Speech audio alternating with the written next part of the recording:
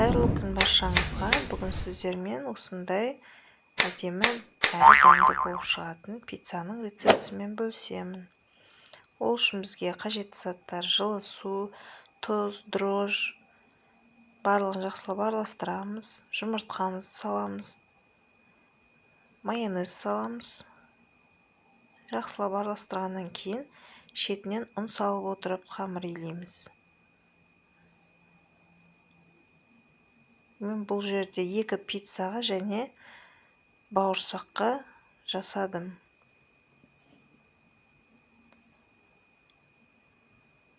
Ең соңында сұйық майды тамызып, бетін жауып, жылы жерге 1 сағатқа қойып қойдым. Міне осындай болып көтерілді. Сіздерге енді тек пиццаның қамырын ғана көрсетемін. Міне осылай жайып аламыз. Табамызға жайып алып, майонезбен кетчупты араластырып жақтым.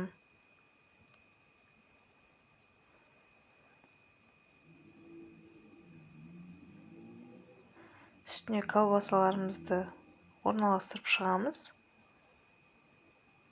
Оның үстіне сырды бірден саламын.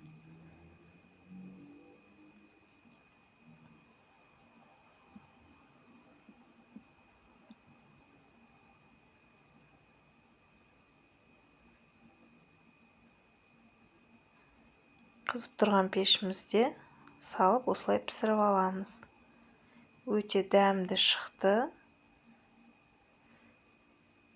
Сырымыз толықтай еріді. Ешқандай күйіп кеткен жоқ. Ас болсын, сіздермен болған Айдана.